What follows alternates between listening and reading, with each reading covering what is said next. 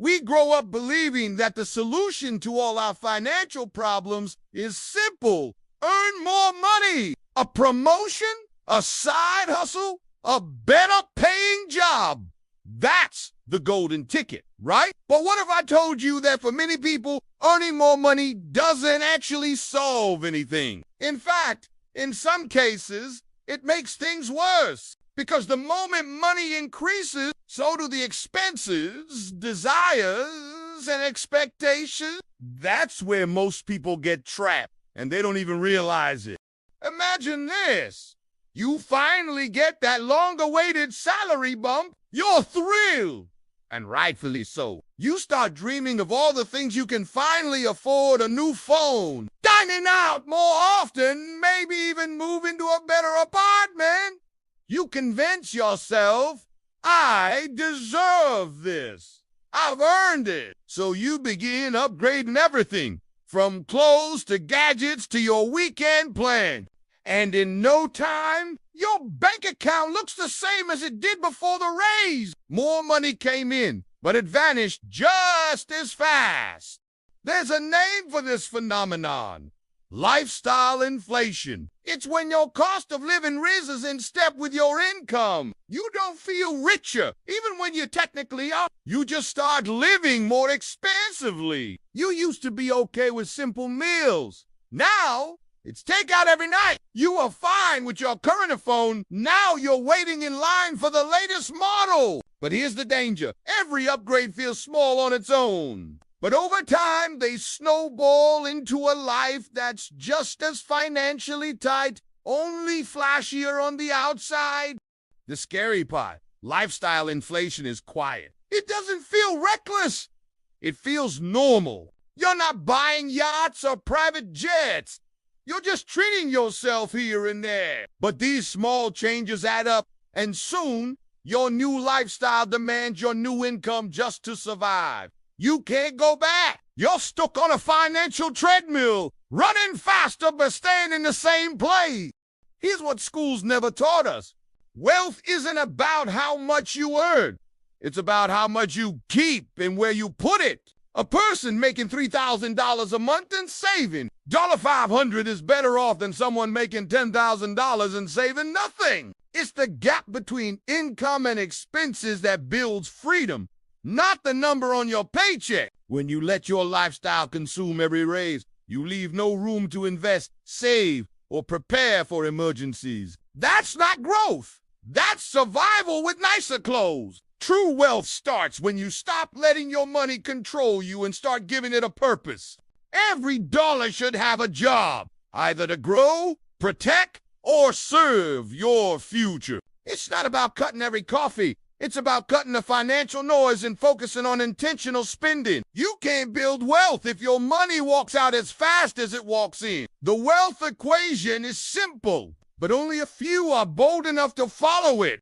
Let's take example of two friends, David and Michael. Both start their careers earning $1,000 a month. David increases his income to $5,000 a month over time, but also upgrades his lifestyle to match. New car, big apartment, luxury trips. He ends up saving nothing. Michael, on the other hand, increases his income too, but keeps his lifestyle simple. He saves 30%, invests consistently, and avoids debt. Fast forward 10 years. Michael has built a portfolio worth $100,000. Plus, David, still living paycheck to paycheck, just in better clothes. Every financial journey is shaped less by income and more by choices. David and Michael both had the chance to upgrade their lives. David chose the shiny path. New phone, new car, fancy dinners. Michael paused. He asked himself, does this expense align with my future? While David was chasing comfort, Michael was chasing clarity. It's not about being cheap.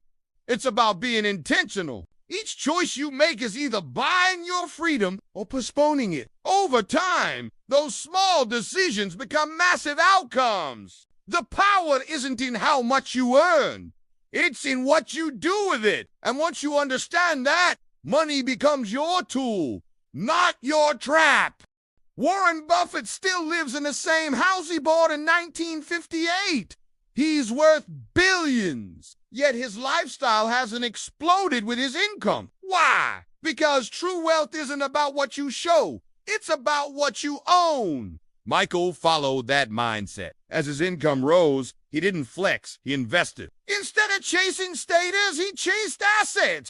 Warren Buffett's secret isn't just compounding, it's restraint. It's saying no to lifestyle inflation and yes to long-term thinking. David, meanwhile, was stuck in a loop. More money, more spending, zero progress. The lesson: if Warren Buffett can live simply, so can we. The flash may impress others, but simplicity builds freedom. Michael once told David, if you don't create an escape plan, you'll be stuck forever. David laughed, but deep down, he felt the truth. An escape plan isn't just quitting your job. It's building a financial cushion, a way out when life hits hard. Michael had saved a year's worth of expenses. He called it his freedom fund. It allowed him to say no to toxic work, yes to time with family, and explore what truly mattered. David, however, had no cushion.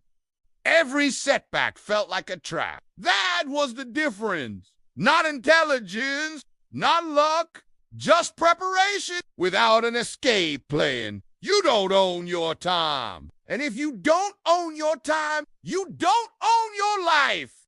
Years later, David and Michael met at a reunion. David wore designer clothes and drove up in a luxury car. Michael showed up in simple jeans, but walked with peace. David asked, "So what do you do now?" Michael smiled. "Whatever I want." That's the real flex. Not the car, not the clothes, but waking up without financial anxiety, spending time with loved ones, choosing passion over pressure. David finally understood. Wealth isn't loud. It whispers in moments of peace. And that's when he began rewriting his story. The lifestyle trap nearly caught him, but now he saw the exit. And the next chapter, he would walk it intentionally.